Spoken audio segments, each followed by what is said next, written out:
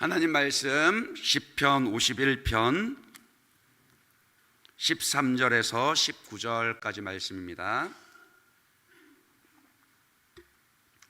시편 51편 13절에서 19절까지 말씀 교독하겠습니다. 그리하면 내가 범죄자에게 주의 도를 가르치리니 죄인들이 주께 돌아오리이다.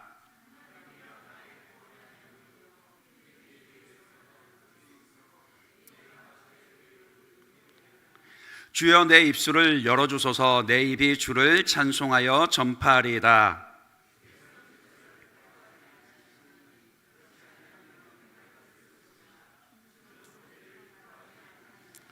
하나님께서 구하시는 제사는 상한 심령이라. 하나님이여 상하고 통회하는 마음을 주께서 멸시하지 아니하시리이다. 시온의 선을 행하시고 예루살렘 성을 쌓으소서.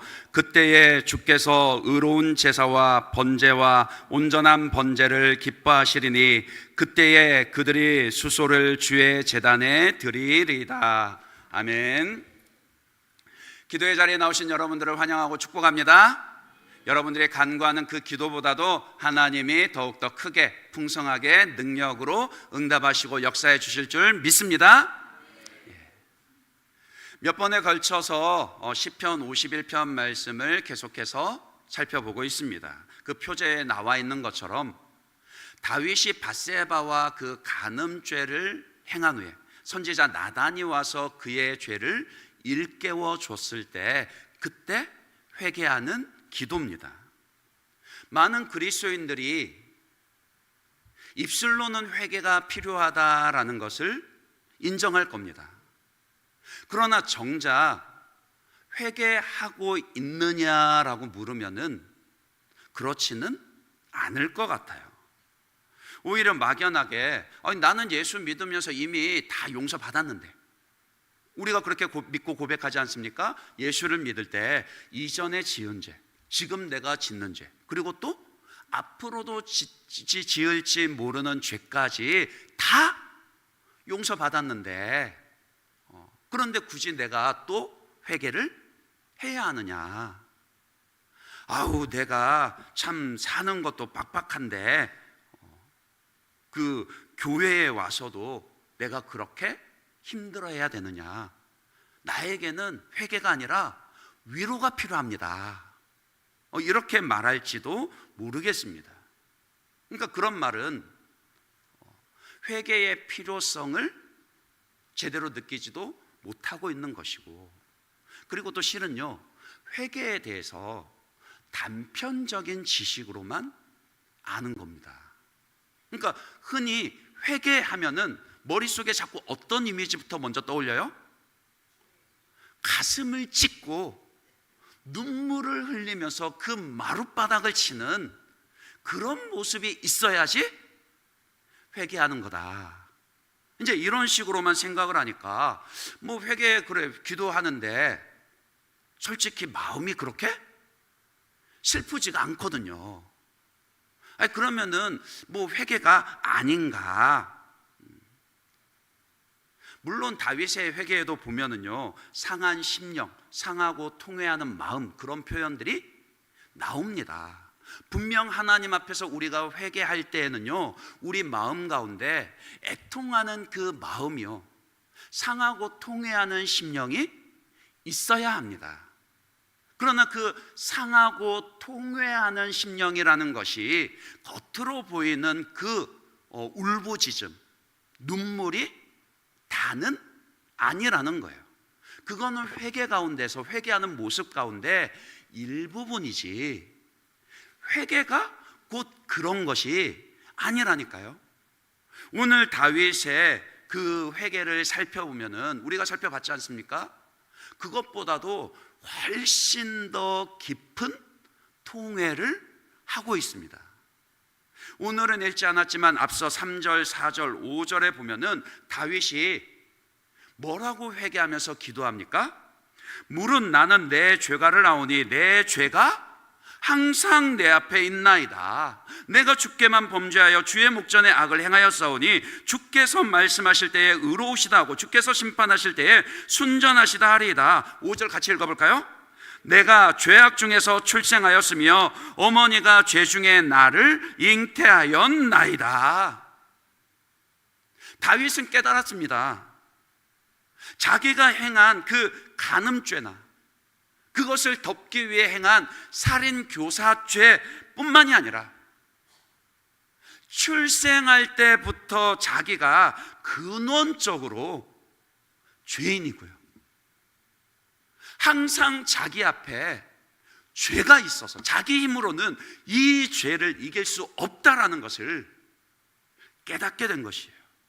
그래서 감히, 그 상한 심령이라는 게, 감히 내가 하나님께 용서를 받을 자격도, 은혜를 받을 자격도 없는 존재다라는 것을 깨달은 것이죠. 그러니까 자기의 그 자아 자체가 완전히 깨진 것입니다.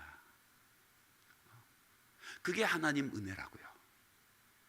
그처럼 죄를 깨닫고 그 죄로 인해서 통회하는 마음을 가지게 된 것 자체가 실은 은혜입니다. 죄를 짓고 있을 때는요, 절대 죄인은 자기 죄를 깨닫지 못합니다. 아니, 죄 짓는다고 사람들이 다 그거 인정하던가요? 아니에요. 오히려 더 죄 지으면서 더 목소리를 높이기도 하고 더 큰 소리를 낼 때가 많습니다. 그러니까 이렇게 죄를 깨닫고 회개하는 것 자체가 뭐라고요? 은혜라고요. 하나님의 은혜라고요. 다윗처럼 하나님의 마음에 합한 자, 다윗처럼 믿음이 좋은 사람도 죄를 죄로 깨닫는 은혜와 회개가 필요했습니다. 우리도 마찬가지죠. 아무리 교회를 오래 다녔어도요, 아니 엄마 뱃속에서부터 모태신앙으로 그렇게 부모님 때부터 교회를 다녔다고 할지라도요, 내가 참된 그리스도인이 되기 위해서는요, 내 죄를 깨닫고 회개하는 은혜가 반드시 필요합니다. 죄를 부인한다고 해서 우리가 거룩해지는 게 아니에요. 참된 그리스도인은요, 자기 죄를 깨닫고 정직하게 회개하고 하나님을 향하여서 돌이키는 그 사람이 바로 참된 그리스도인입니다. 그렇게 하나님을 향하여서 돌이킨 사람에게는요, 이전에 없었던 새로운 갈망이 그 마음에 생겨나게 돼요. 하나님께서 원하시는 그 중심의 진실함을 갈망하게 되고요, 그 중심의 진실함을 지킬 수 있도록 죄를 죄로 깨닫게 하는 지혜도 갈망하게 됩니다. 그리고 정한 마음과 정직한 영을 새롭게 해주시는 것을 갈망하게 되고요, 그 말은 거듭나서 자기의 감정까지도, 자기의 그 정서까지도 일관되게 하나님을 더 사랑하고 하나님을 더 기쁘시게 해드리고 싶은 그런 욕구, 그런 마음, 그런 갈망이 생겨나는 겁니다. 그러면서도 하나님과 얼굴을 마주 대하듯이 하나님과 누리는 그 관계의 친밀함, 내가 다른 것은 다 잃어버려도 하나님과의 친밀함만큼은 놓치고 싶지 않습니다. 이 갈망이 생겨나는 거예요. 회개하는 자에게 주시는 구원의 즐거움과 자원하는 심령을 갈망하게 되고, 그래서 기쁨으로 더 하나님을 알아가고 더 하나님을 기뻐하고 하나님을 기쁘시게 해드리고 싶고, 어떻게 해서든 무엇을 해서든 하나님께 더 뭔가를 해드리고 싶은 그런 마음이 생겨난다라고요. 누구에게요? 참되게 회개하고 거듭난 그리스도인에게요.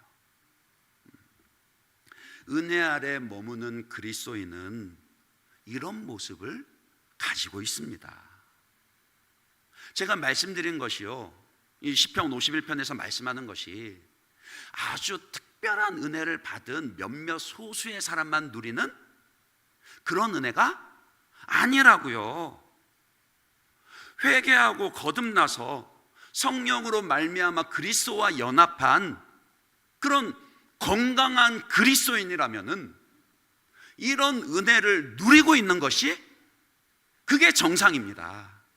그게 건강한 거라고요. 근데 우리는 자꾸 거꾸로 생각하죠. 어쩌다 가끔 하나님 그런 특별한 은혜 주셔서 숨통 한번 틔워주시고 나머지는 그 은혜를 계속 울거먹으면서 그렇게 신앙생활하는 것처럼 그리 지내고 있지 않습니까? 아니요, 그것은 뒤집어서 생각하는 겁니다. 그렇기 때문에 우리는 회개의 은혜를 간구해야 합니다. 우리의 기도 가운데 하나님께 회개의 은혜를 구해야 한다라고요. 그래야지 그 이후에, 그러니까 회개한 이후에 따라오는 회복의 은혜도 누릴 수가 있는 겁니다. 이 영적인 원리는 너무나도 자명합니다. 회개해야 따라오는 회복이 있습니다. 그런 의미에서 오늘은 참된 회개가 가져오는 회복의 은혜에 대해서 함께 살펴보고 그것을 위해서 함께 기도하려고 합니다. 첫째로요, 참된 회개가 있어야 전도가 회복됩니다. 13절입니다. 13절 같이 한번 읽어볼까요?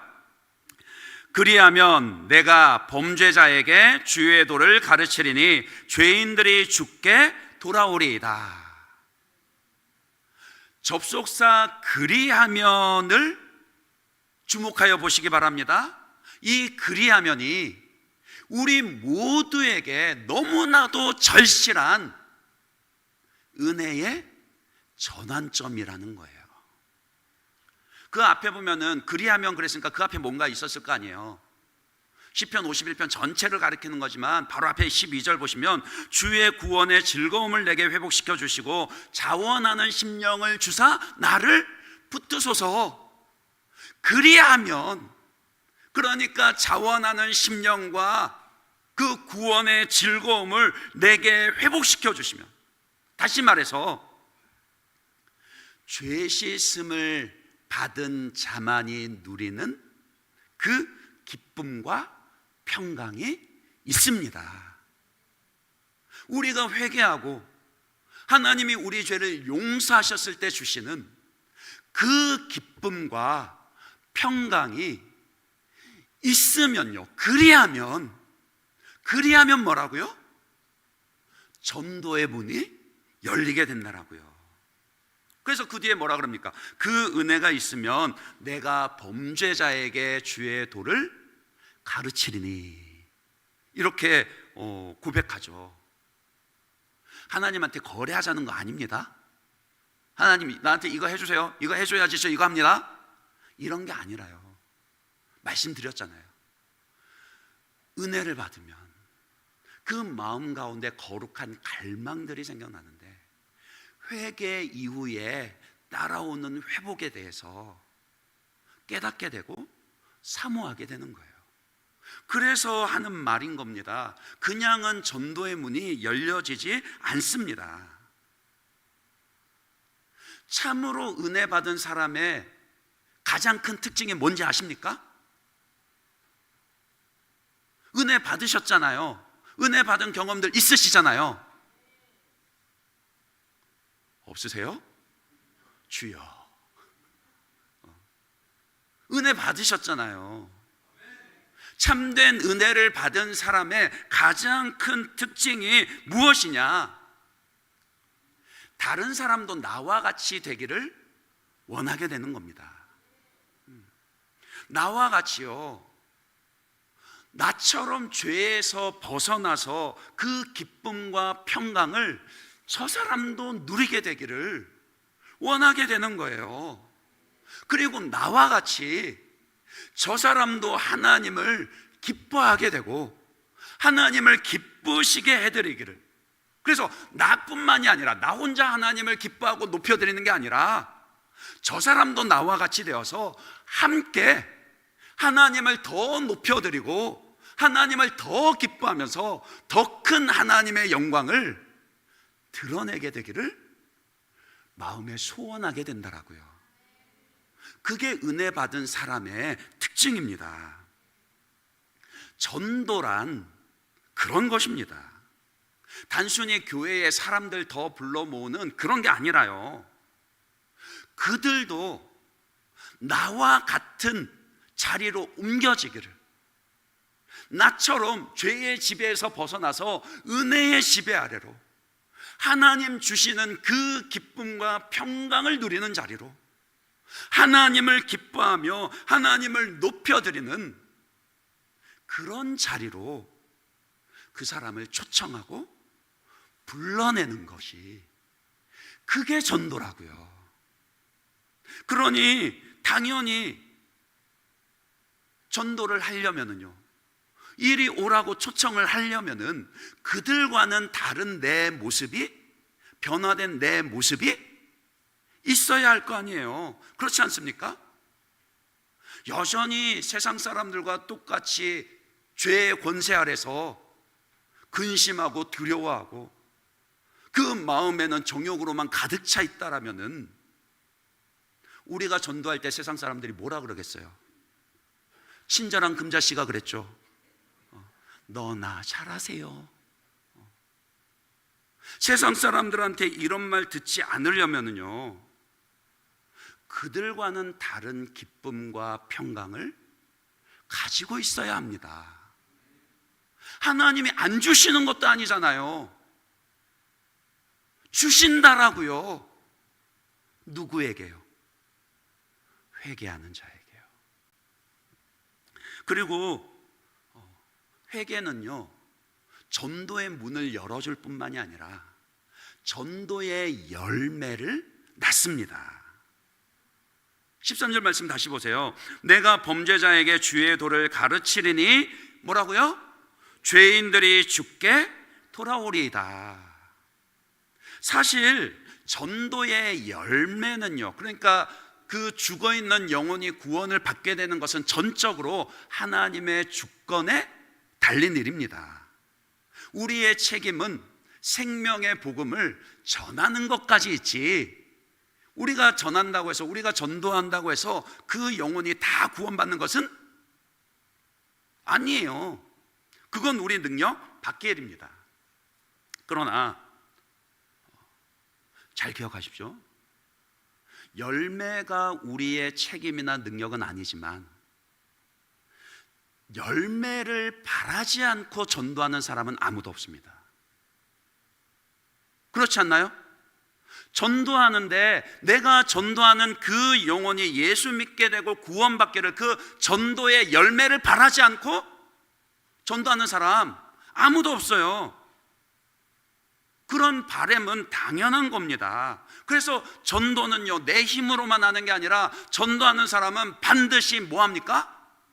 기도하죠. 그냥 우리 전도합시다 하지 않고 왜 미리 나를 정하고 사전에 그 영혼을 품고자 작정을 합니까? 기도하려고 하는 거죠. 기도하고 열매 맺을 수 있도록, 기도하고 하나님이 열매를 주시는 것을 경험할 수 있도록 그렇게 최선을 다합니다. 그런데 내 능력은 아니지만 그럼에도 불구하고 우리가 열매 맺기를 바랄 때 그 전도의 열매를 맺는 그 한 가지 비결이 바로 여기 있다라는 거예요. 회개로 말미암은 구원의 기쁨과 자원하는 마음입니다. 이게 전도의 열매를 맺는 비결이에요. 그리고 다른 한 가지는 요한복음 15장 5절에 있습니다. 잘 아시는 말씀이죠. 같이 한번 읽어볼까요? 여러분들 한번 읽어봐 주세요. 같이 읽습니다. 시작. 예, 아니요, 13절 말고 요한복음 15장 5절 말씀요. 같이 읽습니다. 시작.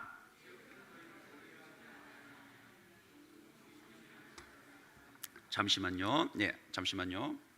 성경을 찾아보겠습니다. 요한복음 15장 5절 말씀. 요한복음 15장 5절 말씀 찾으셨어요? 아니요, 나왔으니까 5초를 더 기다려 드리겠습니다. 자, 요한복음 15장 5절 말씀, 우리 같이 한번 읽어볼까요? 같이 읽습니다. 시작. 나는 포도나무요, 너희는 가지라. 그가 내 안에, 내가 그 안에 거하면 사람이 열매를 많이 맺나니 나를 떠나서는 너희가 아무것도 할 수 없음이라. 아멘. 예수님이 가르쳐 주셨어요. 그가 내 안에, 내가 그 안에 거하면. 열매 맺는 비결이 무엇이라고요? 예수 안에 거하는 것입니다. 그런데 이 또한 회개하고 거듭난 사람만이 누리는 은혜예요. 그러니까요, 하나님은요, 누구에게 전도의 열매를 주시느냐? 회개하고, 그러니까 예수 안에, 회개하고 예수 안에 거하면서 구원의 그 기쁨과 자원하는 심령을 가진 사람, 그 사람이 전도할 때 전도의 열매를 주신다라고요. 우리가 내일 전교인 전도의 날 행사도 가지잖아요. 몇 시입니까? 10시 30분입니다. 내일 오전에 7시쯤이면 비가 다 그친다고 합니다. 그러니까 염려하지 마시고 우리 목원들 다 연락하셔서 같이 참석하시길 바랍니다.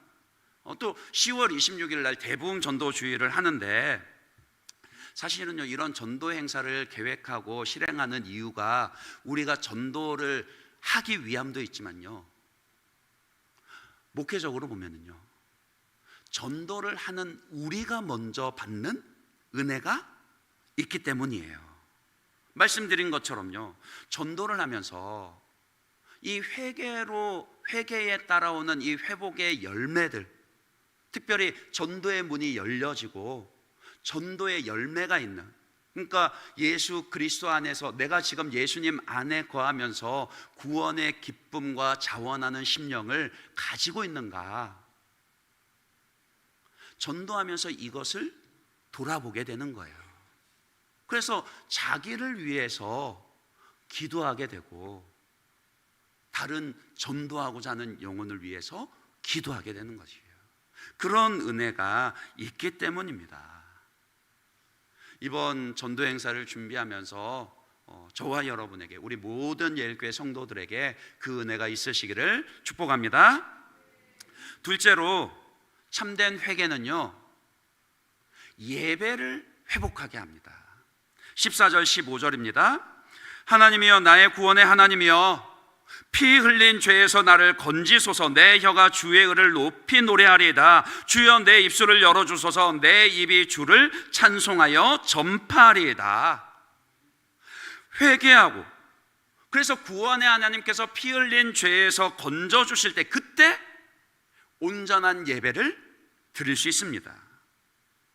왜냐하면 하나님 찾으시는 예배가 어떤 예배인지를 잘 한번 보세요. 16절에도 보시면은 주께서는 제사를 기뻐하지 아니하시나니 그랬는데, 이 제사가 무슨 제사길래 하나님이 기뻐하지 않으실까요? 형식적인 제사입니다. 본래 예배가 뭡니까? 예배가 뭡니까? 하나님을 경외하고 높여드리는 겁니다. 나를 낮추고 하나님만을 높여드리는 거예요. 17절에 보십시오. 하나님께서 구하시는 제사는 어떤 제사라고요? 상한 심령이라. 하나님이여, 상하고 통회하는 마음을 주께서 멸시하지 아니하시리이다. 진실되게 회개하는 자가 아니라면은 어떻게 상한 심령을 가지고 예배를 할 수 있을까요? 회개하고 하나님의 용서와 은혜를 사모하는 이가 아니라면은 어떻게 상하고 통회하는 마음을 가지고 나올 수 있겠습니까? 예배는 그런 겁니다. 나에게 맞추는 게 아니라고요. 하나님을 내게 맞추는 게 아니라 나를 하나님께 맞추는 거예요. 그게 예배고요. 오직 하나님만 높여드리는 그게 예배입니다. 그런 모습이 없다라면은 그거는요 예배 아닙니다. 하나님께서 상한 심령 없이 형식적으로 드리는 그런 예배를 얼마나 싫어하시는지 이사야 1장에 잘 나와 있죠. 이사야 1장 11절 12절입니다. 제가 읽어드릴게요. 여호와께서 말씀하시되 너희의 무수한 재물이 내게 무엇이 유익하뇨? 나는 수장의 번제와 살찐 짐승의 기름에 배불렀고 나는 수송아지나 어린 양이나 수염소의 비에 기뻐하지 아니하노라. 너희가 내 앞에 보이러 오니, 형식적인 예배만 드리니 보이러 오니 이것을 누가 너희에게 요구하였느냐? 내 마당만 밟을 뿐이니라. 이 말씀하시면서요 하나님 심지어는 뭐라고 얘기하시냐면요, 내가 너희의 그런 형식적인 예배를 견디지 못하겠다. 내가 받지 않는 너희의 그런 형식적인 예배가 나에게도 지기 무거운 버거운 짐이다. 나는 너희의 그런 중심이 없는 그 형식적인 예배를 지켜보는 것만으로도 피곤하다. 하나님이 그렇게까지 말씀을 하세요. 우리도 그렇잖아요. 우리 입장에서도요. 은혜를 누리지 못하는데 예배 시간에 와서 앉아있는 게 얼마나 곤욕스럽습니까? 아니에요? 여러분들은 늘 예배 은혜 누리시니까 잘 모르시죠? 예. 은혜를 모르면 예배 시간만큼 지루하고 힘든 시간이 없죠. 근데 그건 하나님 편에서도 마찬가지라고요.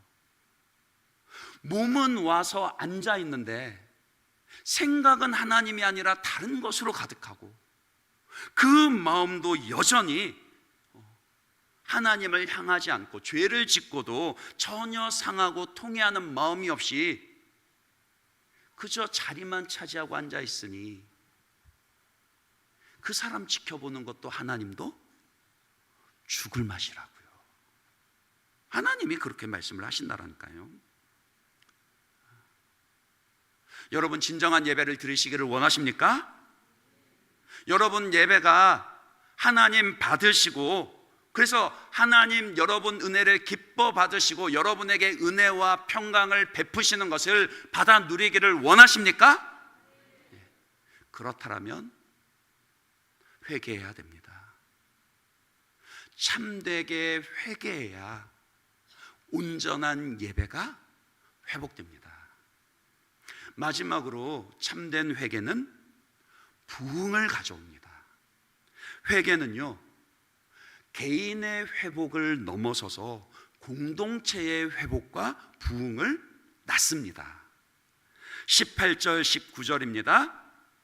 주의 은택으로 시온에 선을 행하시고 예루살렘에 성을 쌓으소서. 그때에 주께서 의로운 제사와 번제와 온전한 번제를 기뻐하시리니 그때에 그들이 수소를 주의 제단에 드리리이다. 회개하고 은혜 가운데 있는 사람은 아까 뭐라 그랬습니까? 가장 큰 특징이 다른 사람도 나와 같은 은혜를 누리기를 원하는 것이라 그랬잖아요.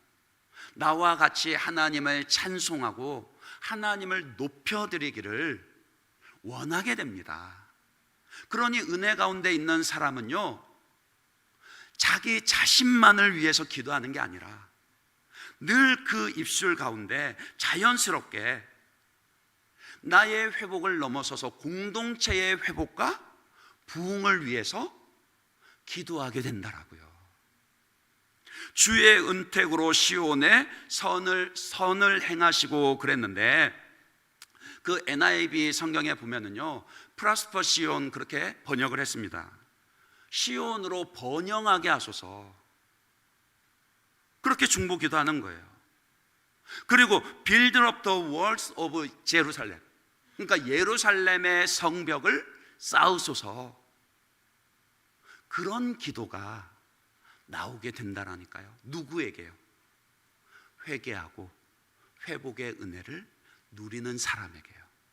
여러분이 진정 은혜 가운데 있는지는요, 여러분의 기도가 여러분의 기도의 공동체를 위한, 우리 교회를 위한, 하나님의 나라를 위한 기도가 있는지를 보시면 됩니다. 교회 역사에서 부흥의 역사가 일어난 때를 살펴보면요, 하나같이 말씀의 능력과 회개에서 시작된 것을 알 수 있습니다. 대표적으로 예를 들면 1907년의 평양 대부흥도요, 말씀 사경회에서 회개하는 것에서부터 시작이 됐습니다. 그 1903년에 하디 선교사가 인도하던 그 원산에서의 성경 공부 모임이 이미 그 조짐이 있었습니다마는 이제 그 불이 확 일어난 것은 1907년 그 평양 장대현 교회에서 있었던 그 말씀 사경회, 그것도 마지막 날 저녁 집회 때. 항상 그래서 부흥회는요, 마지막 날 밤이 중요해요.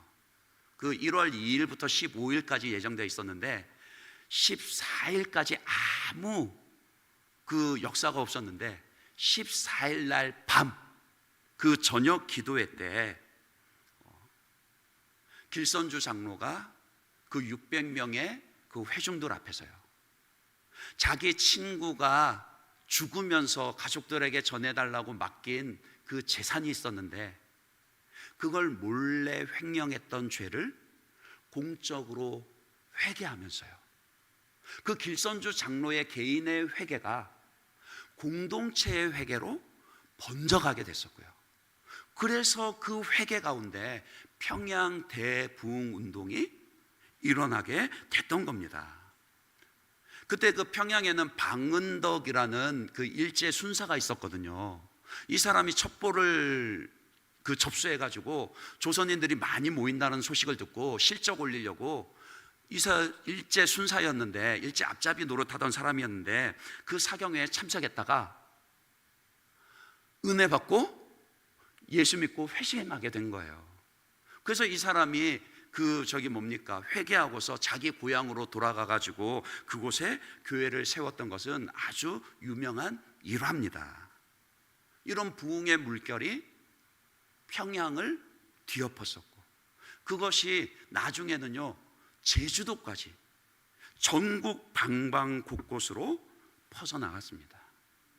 그러니까 한 사람의 회개가 공동체의 회복과 부흥을 가져왔고, 그때 당시에 조선이라는 나라를 살리게 된 것이라고요. 말씀을 맺습니다. 이 시대는 그 어느 때보다도 부흥이 필요한 시대입니다. 우리 예일교회에도 부흥이 일어나야 합니다. 우리의 예배가 회복되어야 하고요, 우리의 전도와 전도의 열매가 회복되어야 합니다. 그런데 그 회복의 은혜는 회개에서 시작한다라고요. 우리가 죄에서 떠나 하나님을 돌이켜 참되게 회개하면요, 그리하면 하나님께서 우리에게 회복의 은혜를 베풀어 주십니다. 전도의 문이 열려지게 하시고 우리의 예배가 회복되게 하시고 부흥의 물결을 일으키실 것입니다. 그 은혜를 사모하시면서 이 밤에 함께 기도하실 수 있기를 간절히 바랍니다. 우리 함께 이 찬양으로 고백하며 기도하길 원합니다. 사실은 처음 찬양인데 많이 망설이기도 했는데요, 그래도 오늘 말씀과 너무 그 내용이 맞아서 같이 고백하고 싶어서 선곡을 했습니다. 우리가 회개하며 나갈 때 주님, 우리의 예배를 회복시켜 주십시오. 나 개인의 회복을 넘어서 우리 공동체가 회복하게 하여 주십시오. 주님, 그 은혜를 사모합니다. 우리 그런 심정으로 같이 우리 함께 고백하겠습니다.